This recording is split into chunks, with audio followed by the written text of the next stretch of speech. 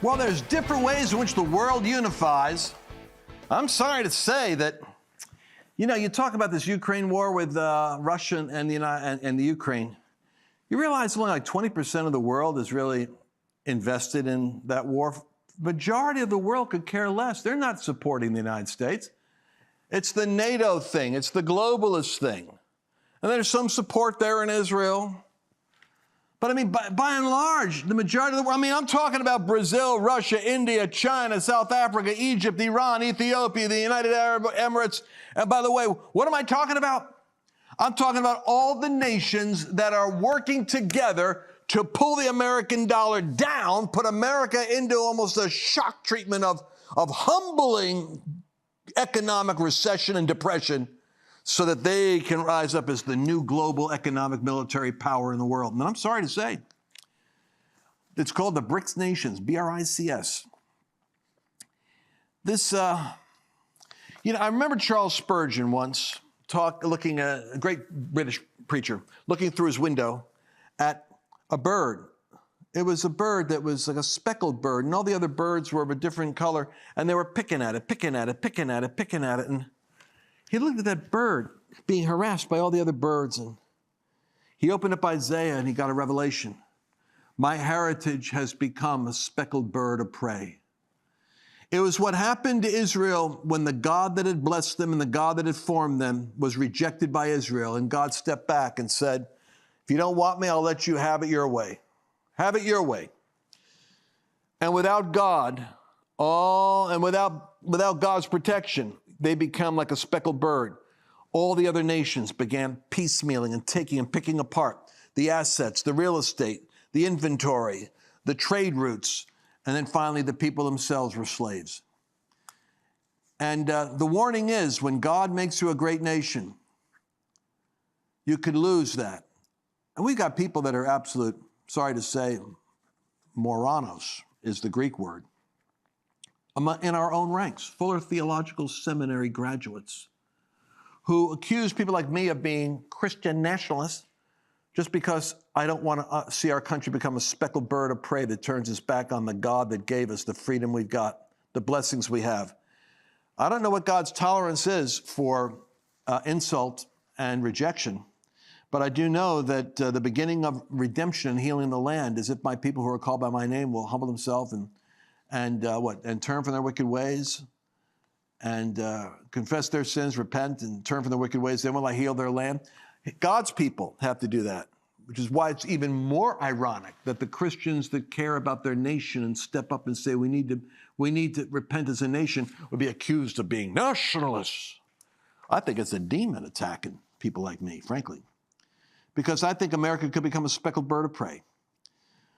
But we have an election coming up, and every now and then, God says, I'll let you decide. You decide, America. What are you going to do? That's why I'm deciding I'm going to be starting to pray. You're going to see me. I'm going to be looking a little thinner in a little while. You know why? Because I'll be fasting and praying. I'm going to leave it all on the field. That's what we're going to be doing. The Courage Tour. Write that down, thecouragetour.com. That's where I'm going to be. I'm going to be in Pennsylvania on the 27th and 28th, I think, of September, 15 miles from where they tried to assassinate Donald Trump. Well, we think it's a they. We do know one person tried to assassinate him. But I'm going to be 16 miles from there, outside of Pittsburgh, right near Pittsburgh, Allegheny, 27th to 20th September. Go to thecouragetour.com. Make sure you're signed up.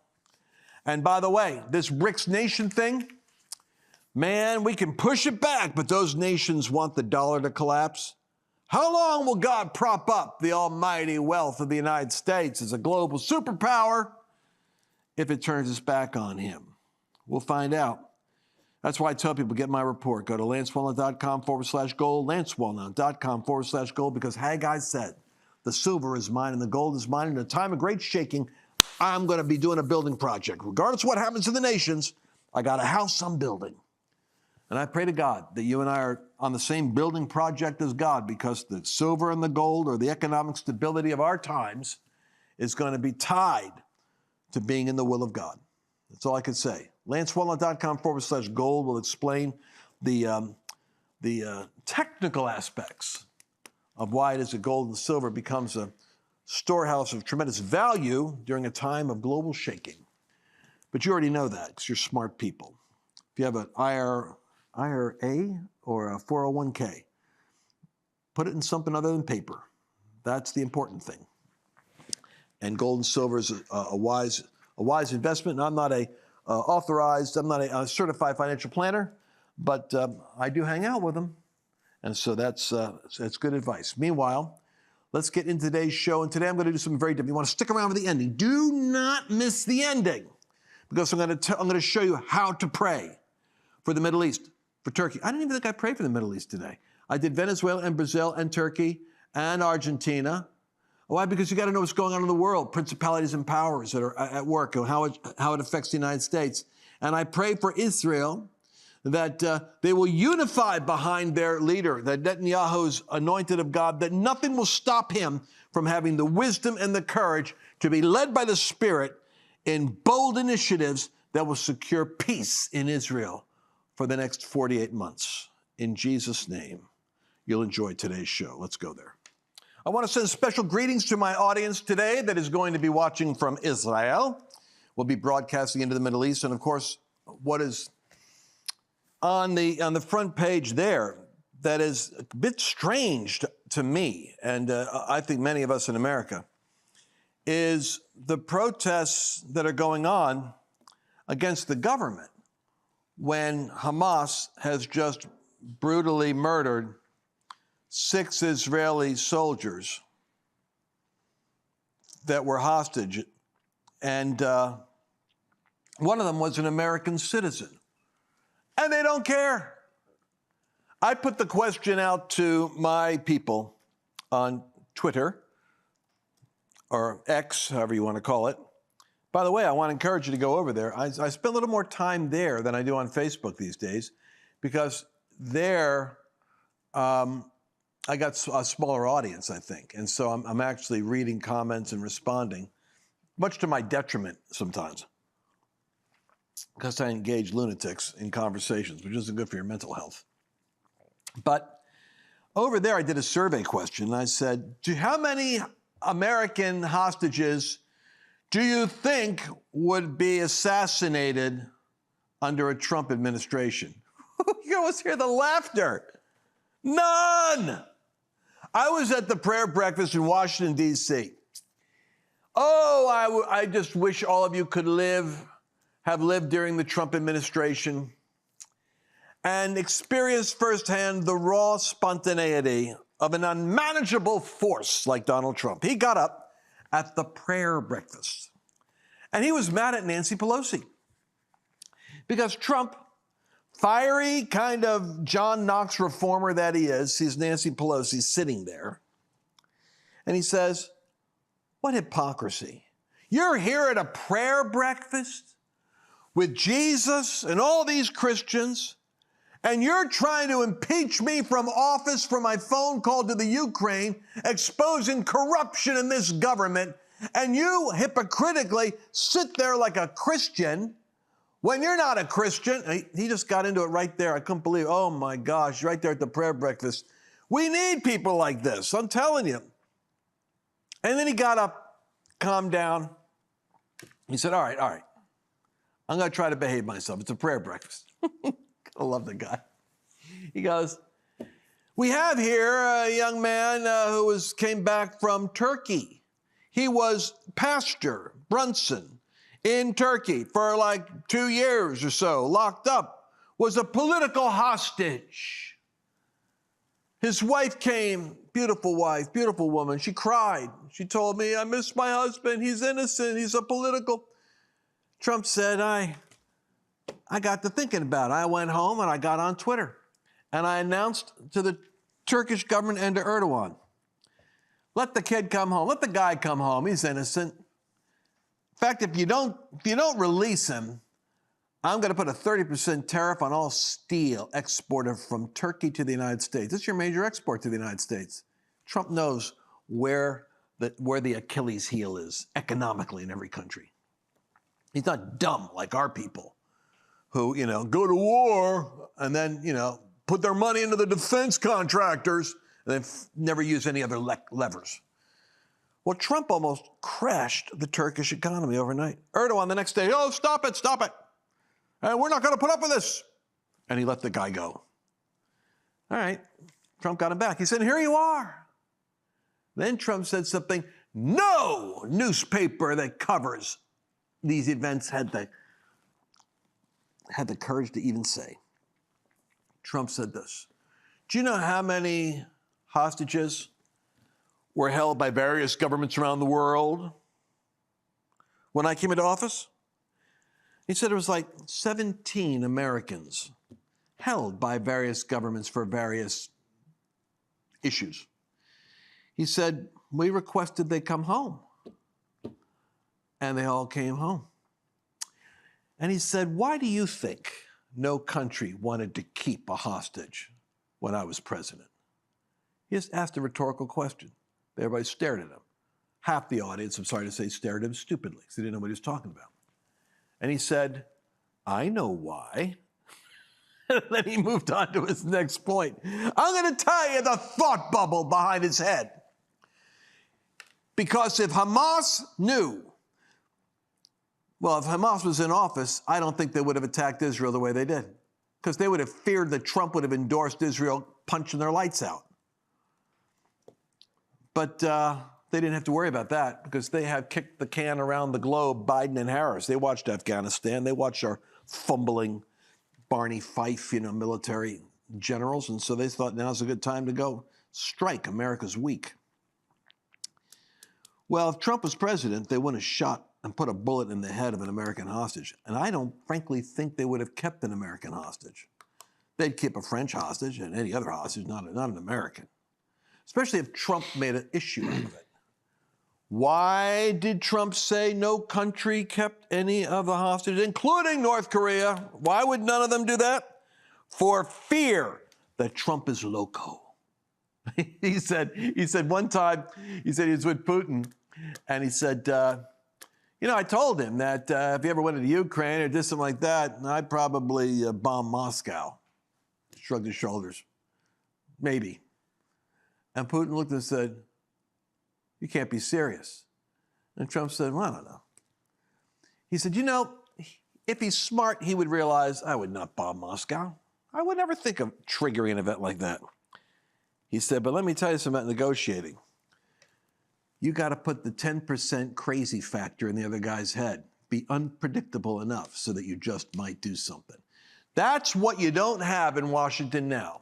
This is the Obama, and I'm sorry to say, the Clintons and the Harrises and that whole Biden. They're all predictable. And what did Putin say? Putin said this in the interview with Tucker Carlson. He would much rather have Biden.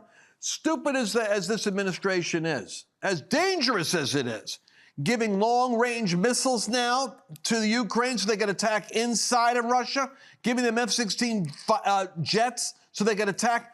As dangerous as they are, here's what Putin says. They're old school. You know what they're doing. They're predictable. Trump, on the other hand, he's not a politician. He's a different critter. He's kind of hard to predict. See? That's why I miss those days, though the lunatic left, for all various reasons that I think can be summed up as demonic. Never liked him. He was good for America, good for your protection, good for your economy, good for the inner city, good for minority employment, good for stability, good for a shut-down border. Now, not so much. And we'll find out in 60 days if God's given us a moment of reprieve or if we're going to continue going down the rabbit hole. Now, for my Israeli friends who already have covered an exhaustive subject, which is the 6 hostages brutally murdered in Gaza, including the Israel-American Goldberg Poland. What surprises me about my friends in Israel is that the United States, let me just put it this way. There's widespread protests in Tel Aviv. Widespread protests. I mean, I can't imagine. You had the parents of this guy who was killed at the Democratic National Convention on the platform of the DNC. And Hamas looked at it and said, oh, he's right there on the platform with Harris and Biden. Kill him. Only a suicide bomber would do that if Donald Trump was president. Oh, they're on the platform with Donald Trump. Kill him. Why? Because I have a death wish. So I feel sorry for these parents that they had Biden and Harris instead of Trump trying to fight for their children. Now, the anger in Israel is what confuses me. My son Carl is with me here on the show. I haven't had a chance to debrief this with him. Let me read this to you. News of more hostage deaths piles pressure on Netanyahu as anger inside Israel swells over the failure to strike a ceasefire deal. This failure to strike a ceasefire deal. See, the problem with that narrative, in March, Harris warned Israel of possible U.S. consequences, hinting that it would withhold weapons if it ignored Biden administration's red line, including the invaded territory of Rafah, meaning that Netanyahu has pressure from our dysfunctional government who doesn't want to lose Hamas terrorist votes in the United States, doesn't want to lose the campus youth or the radicals in Michigan from voting for them, so they're trying to say, oh, tamp it down there, Netanyahu. So this tunnel discovered in Rafah was in the exact location where Harris warned Israel that if they weren't careful, they were going to not get any more support for the United States. In CNN, they ran coverage of the terrorist account. Listen how CNN covered it. They covered it almost like it was a boating accident. Israel-American Hirsch Goldberg Pollen has died. Didn't say he was killed. Didn't say he was murdered. Didn't say he was kidnapped and executed. It says he died. He might as well have been in a car accident. His family says in a statement. CNN. So they don't want to use the right language. Why? What I don't understand with you guys in Israel is, why are you protesting Netanyahu? Why are you fighting him? He's got his hands tied by the United States. He's trying to destroy the thing that is attacking your country. Why flood the streets with protesters? Are these the Soros-funded operatives from the West that are diffused into your nation, the left-wing progressives that we have in our country that are funded to be all over the globe spreading our crazy ideology? I had in Brazil, our FBI working with Brazil, Lula, and their corrupt Supreme Court in order to silence freedom of speech, to come against Bolsonaro because he reminded them too much of Trump and his conservative policies. So our government and our intelligence services working with other countries to suppress conservative voices. It's not really anything new, though. I mean, maybe the conservative tint is a little new, but America, Secret Service agencies, three-letter agencies, deep state military operatives have been out and about for decades, meddling and altering and augmenting other nationalities, political activities. I have to admit that my son has been right about his suspicions, his Alex Jones conspiracy theories about corruption in our own government, our own three-letter agencies. Listen, Lance, I'm kind of retarded. It's a quote. It's fine. Alex Jones did that. He did that quote on a Joe Rogan interview.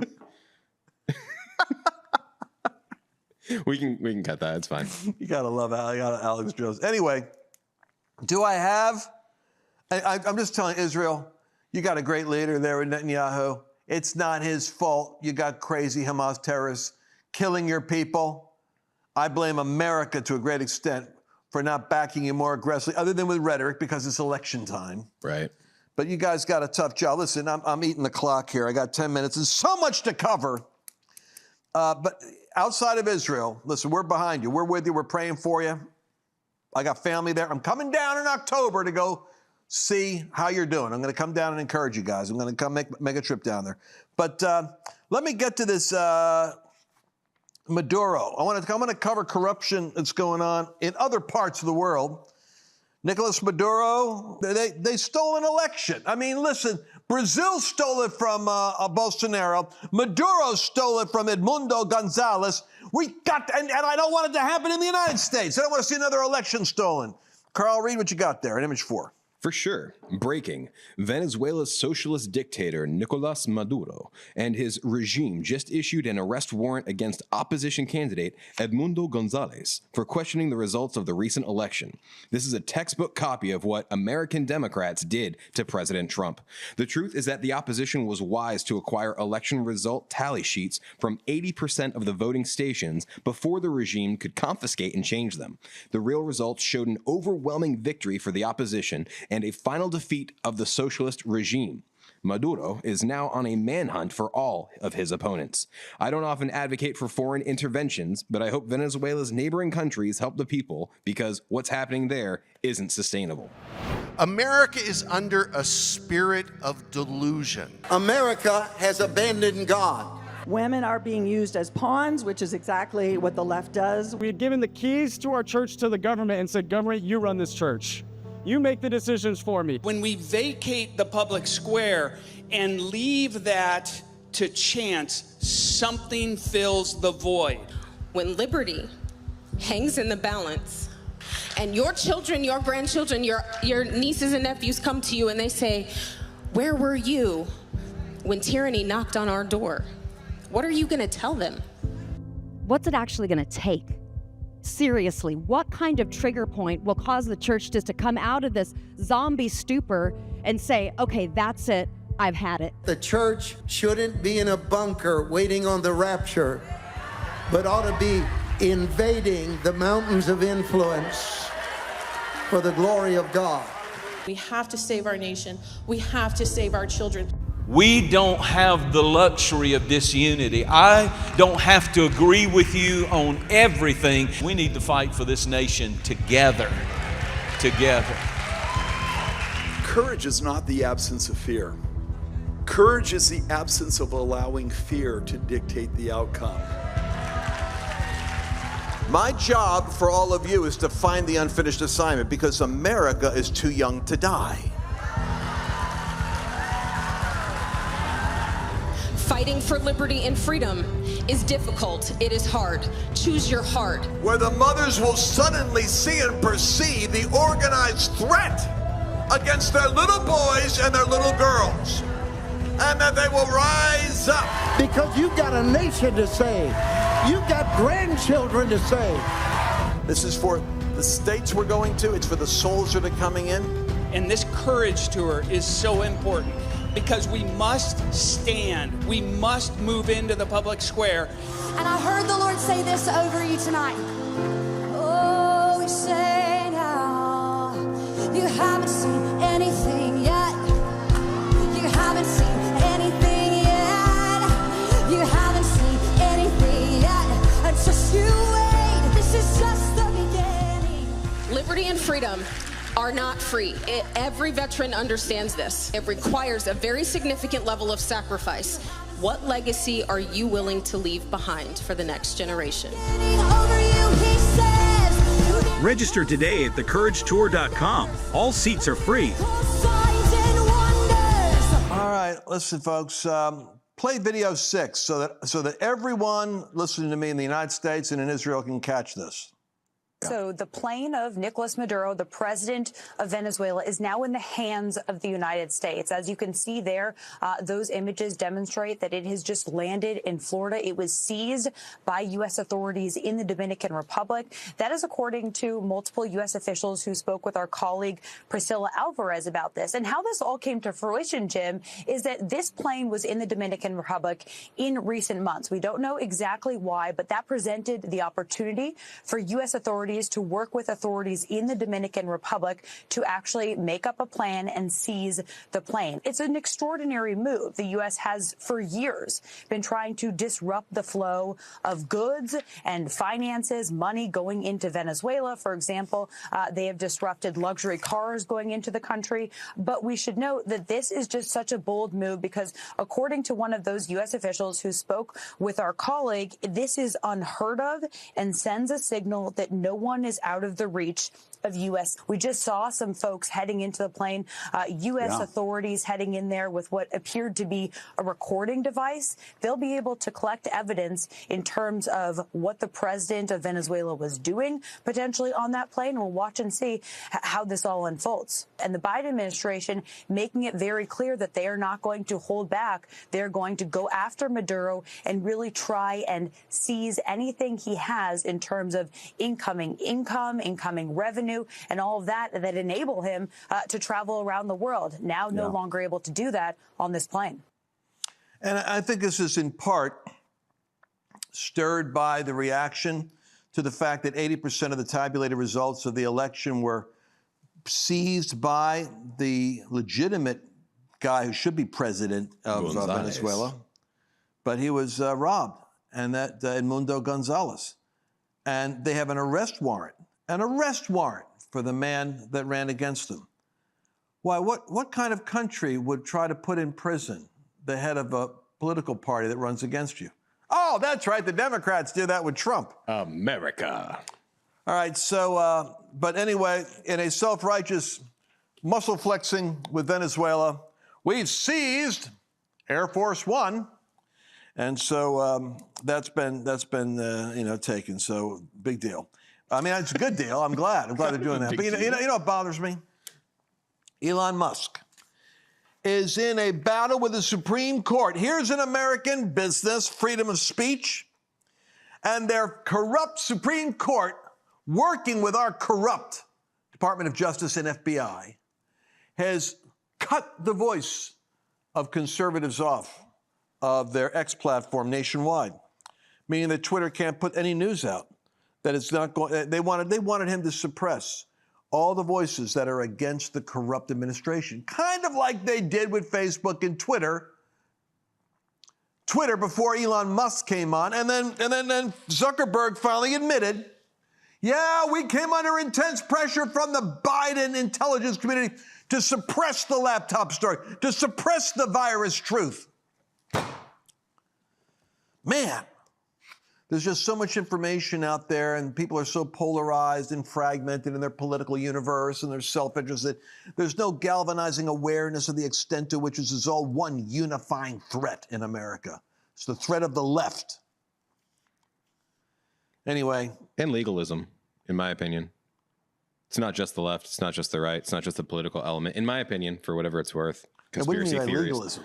Well, the reason that Musk and X was shut down in Brazil was because they didn't meet a court order for a legal representative within 24 hours. So in my opinion, that's kind of like a legalistic pay unto Caesar what is Caesar's. If he had done the legal representation, which of course falls through with all of the censorship and all those other claims, but they could have appointed anybody to that position as long as they had a figurehead as the legal representation, then they could have continued having their service provided or not censored. I thought the same thing. And then I investigated that. I was going to say that. And then I realized that the corrupt Supreme Court and the corrupt government is also targeting Bolsonaro right now for inciting an attempted coup to overtake the results of the 2022 election he lost. In the same way that Maduro has an arrest warrant out and they're trying to get a hold of his opposition, Brazil's trying to get a hold of their opposition, the United States is trying to get a hold of their opposition and put them through the legal system into prison. The reason why Musk didn't put one of his managers in a position where he was going to meet their condition is because they would be arrested and then he'd have a hostage in jail because they would arrest him for not complying with the government's law that X had to annihilate accounts that were giving news opposition to the government, which means unless Musk would go along with their freedom of speech requirement to shut down conservative voices, he would face not only the fines that he's got, but if he appointed somebody who would be the Musk satellite internet Starlink manager, he himself would be arrested and would be held politically as a hostage. And evidently nobody volunteered to take that role. Nobody wanted to be the martyr for Musk. So that's the reason why I wouldn't do it, because the next step would be to arrest the individual who wasn't complying with the court. So he just said, all right, we're not even going to play your game. That's how that happened. I want to go to Turkey right now. I got 3 minutes left. Turkey wants to join the BRICS bloc. What's the BRICS bloc, you say? Well, the Brazil, Russia, India, and China, and South America, and Saudi Arabia, and now the BRICS with the T on it is going to be Turkey. Turkey wants to become a part of BRICS. What is BRICS? It's the nations that want to decouple from the dollar and bring the economic collapse of the United States. You see, the problem that we haven't defined honestly yet, is that when you have half the world wanting to decouple from you economically, it's because, well, the United States just took a plane, but we also put sanctions on Russia. You got to be very careful about the sanctions card. I just talked to you about how Trump was going to sanction on steel imports from Turkey. See, it's dangerous policy when one country can utilize economic sanctions against the politics of another country, because you're going over the boundaries of your country and interfering with another country's sovereignty. You see how that works? So you have to be very careful about how you use that. I could cheer it on when Trump does it to get a pastor out of prison. But when you do it, as the Biden administration did, to freeze all the money of Russia, because let's be honest about it, this business with the Ukraine isn't about the Ukraine. It's about a proxy war against Russia, because we're Russia obsessed. And a large part of our opposition with Russia is because our State Department doesn't like the fact that they aren't LGBTQ and liberal, progressive friendly in their country. And that's why Clinton, Hillary, that is, was in focus on invading and utilizing government agencies and NGOs to go into Russia in order to destabilize them from the inside out. And Putin said, no way, Jose. He kicked them all out and started dropping an iron curtain over dealing with the West. We treated it like, oh, he's a dictator. Well, yeah, he's got some thug tendencies there. I'm going to argue with that. Dangerous leaders in this world. But on the other hand, he actually sees the West as a progressive virus. He thinks the drag queen hour is a terrible idea. He thinks intersectionality, transgenderism. He actually has more of an orthodox, conservative Christian worldview, which is what makes him absolutely hated by the secular left that doesn't have any God but government. So I'm sharing this with you because Turkey wants to join in. Turkey can't wait to get in on that. And America's in a very dangerous place, which is why I always tell people to take a look at that Birch Gold stuff when I talk about it. LanceWallnau.com/gold. Read about what's happening with the global economy and gold, people, because we're in danger of an economic collapse if these nations ever pull the trigger and the dollars all come flying home. All right, I'm covering Turkey. I just gave you my word on Erdogan. But Mexico, want to let you know what's going on there real quick, because you got to hear this. Mexico offers escorted rides north from southern Mexico for migrants with U.S. asylum appointments. In other words, we're opening up the spigot to get more people into the United States. Not enough that we have 20 million undocumented people in the United States. The Biden-Harris, forget Biden. Harris has opened up the gate. And they want to be able to bring in 10 or 15 million more. You know why? Because they want to legalize all 15 million of them, because they can't get American votes. Their policies are so sucky that the average American, even the deluded, poorly informed American, at some point is going to rebel against what the criminal element that's destroying their communities. They just had a Venezuelan squad, cohort, group, take over an apartment complex. I got to look that up. Find out what state that's in the United States. Venezuelan hit squad? A group of Venezuelans just took over an apartment complex, just like they decided to seize it as an asset. It's like a weird situation. But what I want you to catch is Mexico's working for those that are getting the asylum appointments so they could expedite getting them out of the country and into the United States. And the United States government, with Harris, has access to the CBP-1 application. That's a special application that expedites your getting your plane ticket and your food and your bus, and they're doing it in order to cut the cartels out. Here's how Democrats help America. We're going to deal with those corrupt cartels. We're going to deal a death blow to those corrupt cartels that are bringing in this illegal immigration. You know how we're going to do it? We're going to bypass them and use buses. They're going to go right through the cartel territory and bring in all the illegals without the cartels. That's how you fight crime when you're one of them. All right, listen, I got 2 minutes over. I'm on 2 minutes over, but I'm going to go over to the board. And the reason I'm going to the board, you have anything you want to add to this conversation right now? Quick Google search said that it took place in Aurora in Colorado, but there was no official evidence of a gang takeover of the apartment complex. Forget the gangs. I mean, it's a takeover of the apartment complex by a Venezuelan group, right? Alleged, yeah. Allegedly. Yeah. That's the news is giving us the alleged. All right.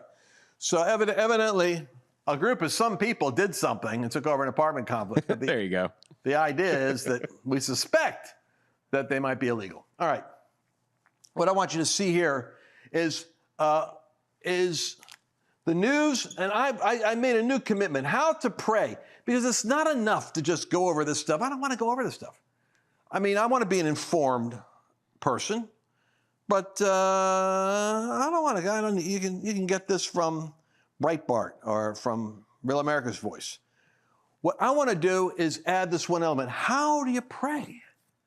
Therefore, one of my pet peeves that I'm beginning to really think about a little bit more is this idea that Jesus said, my house should be called the house of prayer for all nations.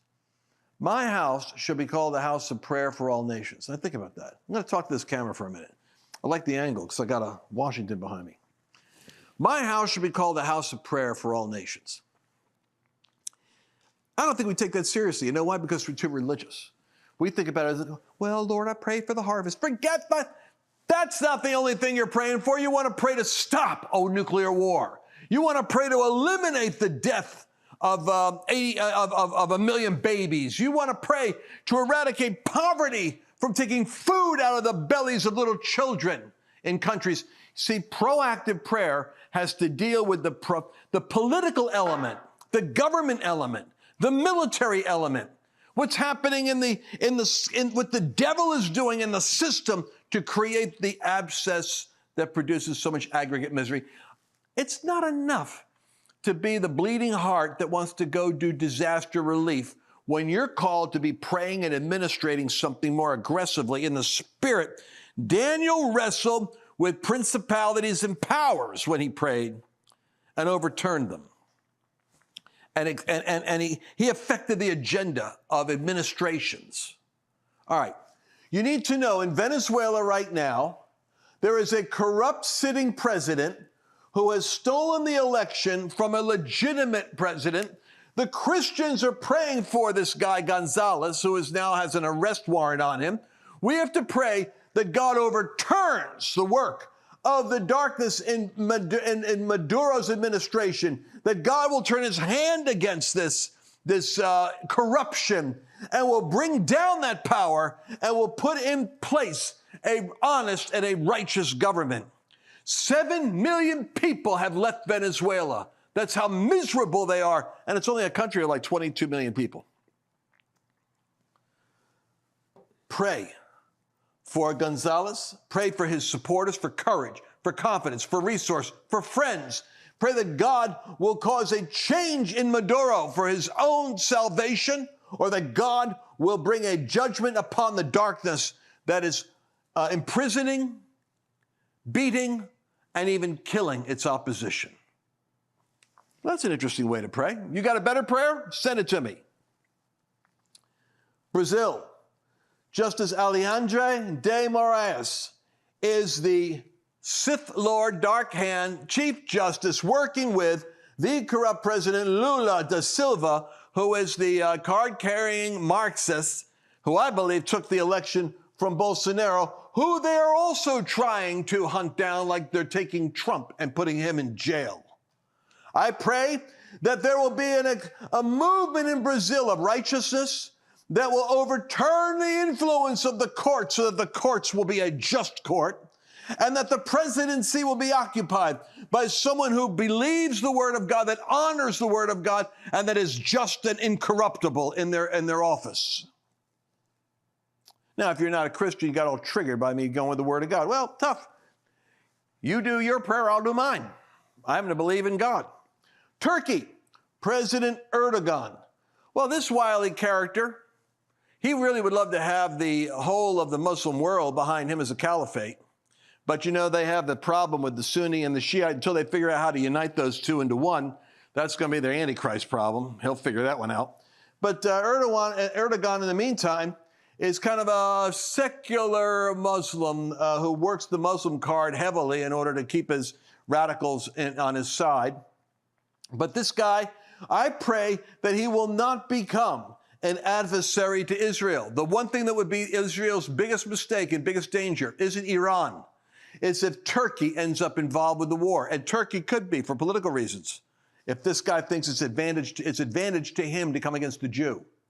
So I pray in Jesus' name that God will keep Erdogan restrained from aligning against Israel. See, that's a strategic prayer. That all of them will have encounters with God. That all of them will have Nebuchadnezzar-like, boom, moments of encounter with divine truth that will bring them to their right minds. And that if that is not the case, then I'm praying that they will be restrained from being able to persecute the righteous and overturn the goodness. Because I guarantee right now, the Christians are over here praying for Gonzalez. The Christians are over here praying for Bolsonaro. And if you're in Turkey, you're praying that President Erdogan does not turn against the freedom of religion, because there are Christians that are in Turkey. In Argentina, continue to pray for President Milei. How do you pronounce his name? Milei? Milei. I think it's Milei. This is the guy, the pro-Trump guy. They're experiencing an economic breakthrough. He's gone to the Davos World Economic Forum and lectured them and said, free enterprise and capitalism is the only way out of poverty. Your experimenting with Marxist socialism always fails. And he lectured them all like Trump would do. Well, pray for President Milei. Pray that God will raise up Bolsonaro. Pray that God will strengthen Gonzalez. Pray that in the battle with Brazil, that Musk is going to have an encounter with God and strengthen him in his revelation of the ultimate profound mystery of the universe, which has the cross of Jesus Christ and the resurrection from the dead. That these in the battle of truth, Gonzalez, Bolsonaro, Musk, Milei, there will be righteousness moving forward, and that the powers of hell will be driven back. There's prayer. And that's how you take the news. That's how you take the news, ladies and gentlemen, and try to work it into a redemptive way so you're not just freaking out listening to, the latest Bongino report or Mark Levin. This is what you got. You got to wrap it up and pray, because Jesus said, my house should be called a house of prayer for all nations, not just disaster relief, missionaries, revival, and souls.